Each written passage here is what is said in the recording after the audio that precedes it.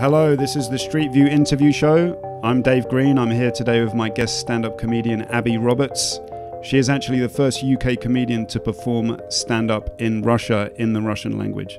So that's pretty special, I think. I have a feeling we're going to be visiting there a little bit later. But first of all, we're going to take a look at our hometown. You ready for that, Abi? Oh, yes, ready for the Roberts toddler years. Let's have a look. Let's have a look at where you grew up.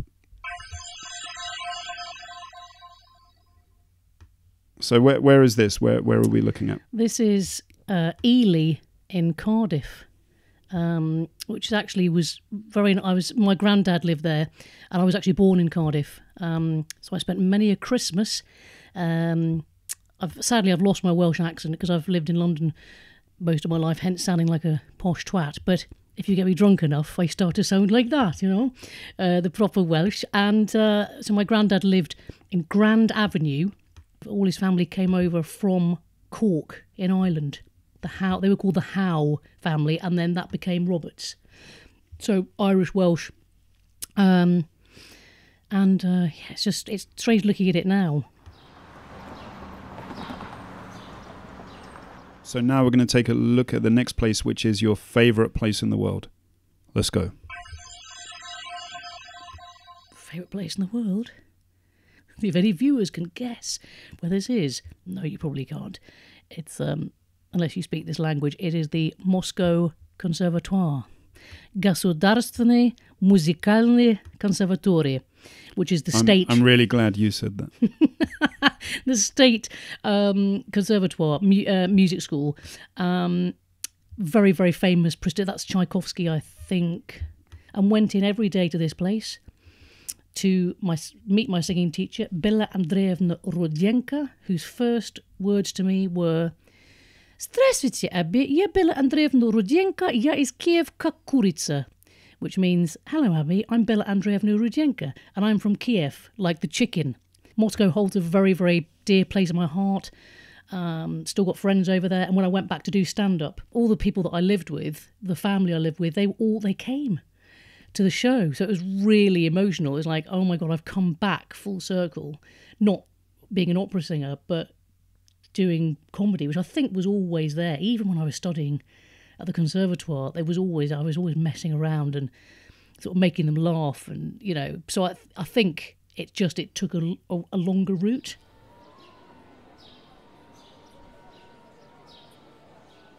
We're going to visit the place where you did your first stand-up comedy gig. Wow. Okay, let's go. So where is this? Where are we now? Oh, the Griffin.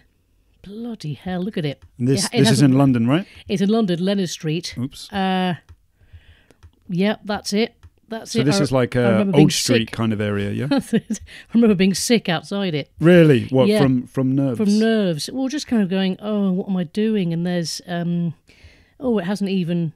Oh, look at it! It hasn't recovered since I did my gigs there. There's like plants growing out the top there. Yes, that'll be it. How did you feel when you found comedy? When you knew that's what you wanted to do? What I wanted to do. Relieved, because I was doing a lot of singing. I was doing a lot of kind of what I call cabaret. But probably more of the old-fashioned, more of the like New York cabaret where you just sing a song, lean on a piano and go, sha-da-da-da-dee, da-da-da-dee-dee, da-da-da-da-da, all that kind of showbiz stuff. And then after the songs were over, it's almost like people were relieved when I started doing the talking and going, oh, and did I tell you about the time when I blah, blah, blah. And I thought, oh, actually, there's something in this. And it was Terry, my now husband, who said, who has got a comedy background, went, you should definitely do stand-up comedy. He said, because there's something there, there's a kind of feistiness, there's an irreverence which would suit doing stand-up comedy. So I thought, okay then. Brilliant. Let's give it a go. And that's how you ended up in the Griffin. In the Griffin, yeah, the Griffin. So now we're going to look at your least favourite place in the world. Let's go.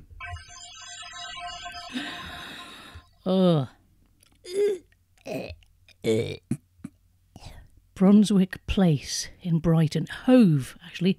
So what's wrong with this place? Why is this your... Well, I wasted a year of my life living there, well, a year and a half, the first man I married, I was just miserable. You know, you won't know because you're young and full of joie de vivre, but when you're with someone and it's, and we'd got married. It was very quick as well. We rushed into it.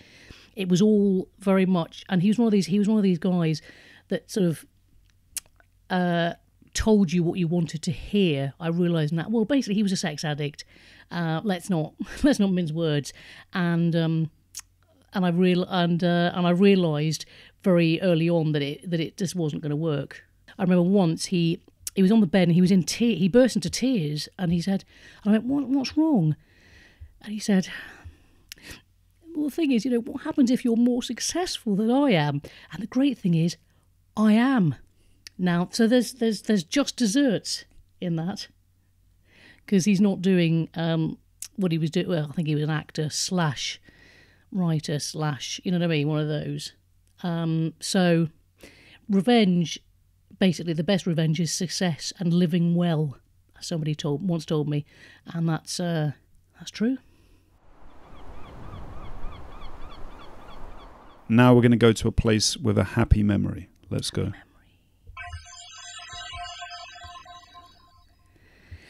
Now this is, from memory, this is Rignano sull'Arno. Am I correct? I'm guessing this is Italy, right? This is Italy. That's it. The strada. That's it. Italy. Now, this is what's interesting, because it actually ties in, with the last thing I was talking about, the sex addict husband. You've. By the way, can I just say to young women / men out there, you've got to have someone. You just got to have a bad relationship like that just to make everything else seem good. So don't worry about it. You've got to just drive. It's like test driving a car and going, that's not really for me. I think I'll go for the more stable Fabia Skoda. Not that my husband's a Skoda, my current husband. Please, I'd like to just make that very clear. You're digging yourself into I'm digging myself into a bad metaphor here. Quick, Dave, get me out. Now, this is interesting, because I think the best thing to do, when you're questioning what's happening in life, is to take yourself out of your situation. I spent the most glorious month just immersing myself in Italian culture. Doesn't know how that could be. Oh, yeah, I remember there you go. Cafe. I found a cafe. Italian culture. Gelateria. Oh, wonderful ice cream. So I spent a month in this wonderful farmhouse, eating, drinking, spending too much time in the sun, going to Florence, eating cheese, drinking red wine, and then I went back. Oh, and of course drinking Chianti. Then I went back to Brighton, and that was it. That's when I thought, you don't need to go to India to find yourself. I never understand these people that go, I've got to go to Thailand and find myself. Go to Rignano sull'Arno. Go to Europe. If you're going to find yourself, you may as well do it in a cost-effective way. Precisely. Thank you, Dave. I'm going to put it better myself. Okay, so now we're going to go to the next place, which is a place with a life-changing moment. Okay, where is this? This is 108, as you can see, from Bulstrode Street. What a great name for a street. I forgot it was on Bulstrode. Doesn't it sound like, Mr. Bulstrode, please? 108, it's in Marylebone, and it was my first date with my husband. He's like your manager as well, right? He's my manager, yeah. He's absolutely wonderful. How do you find that, working with your partner in that way? Be careful what you say. Yeah, careful what I say. It can be obviously challenging, because you're living with them, you're doing everything with them, and you're also kind of working. But it's it's really good, because he's got a very good. He's been in comedy for a while. Years ago he was with Avalon. Worked for them, and then went into other stuff. So he knows his comedy. Like, he's always saying to me, "Yeah, you need to really, that bit needs to be sorted out." Or so he's great. He's invested a lot of stuff in me. So obviously sometimes I'll go, "Oh no, I don't want to hear the bad stuff. And he'll say, okay, well then sleep on it and we'll talk, so but it's good, because we laugh a lot. I think that's what gets people through is laughing. So let's hit the next place, which is a place in the world that scares you. Ooh. Oh, God. Where is this, Abby? What are we looking at? We're looking at the Freeman Hospital. Freeman Hospital, there's a bit of a clue because it says ambulances. There's an ambulance outside. Freeman Hospital is where my mother-in-law, dear Pauline, went for her treatment. Oh, God. Hospitals just... I'm not really... what's interesting? I'm not really someone that's... That question was one of the hardest questions to answer because I thought, of all the... Where am I scared of? I mean, I've been scared, I guess, if I've been swimming in the sea, and I've gone a bit too far out, that's kind of, a bit scary. I was scared once because my mother had mice in her home. But a place that scares me, that's weird. So then I suddenly thought, okay, where do you really not ever want to go if you can help it again?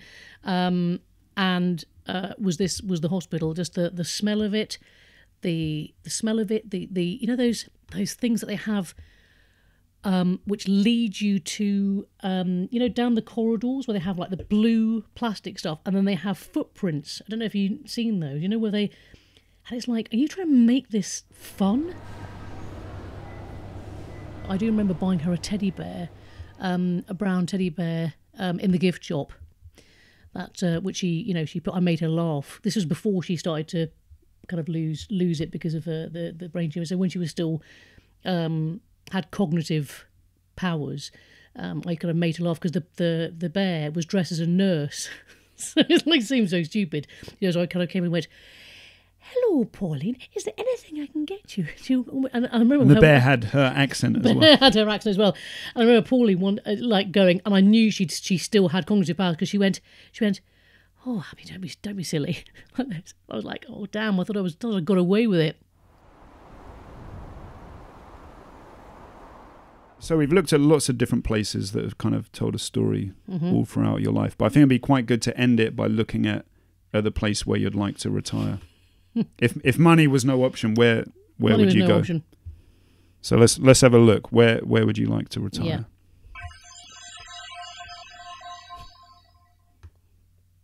So where is this? Where are we, Abby? This is Burley Village in the New Forest. So you could imagine yourself then as an old lady pottering around the streets. Pottering around and running my stick along some railings and kicking some children on my way. Get out of my way! And then kind of go back to my cottage, which would be called something like Rambling Rose Cottage, Burley Village, and then have some, maybe like a nurse dressed as a bear to take care of me. Oh, nice callback, Abby. I see what you've done there. You see what I've done? All right. I think that'd be a nice place to finish it. So now what we do, we zoom out and fly up into the sky. Oh. I've been Dave Green. She's been Abi Roberts. This has been the Street View Interview Show. Thanks for watching. Make sure you subscribe.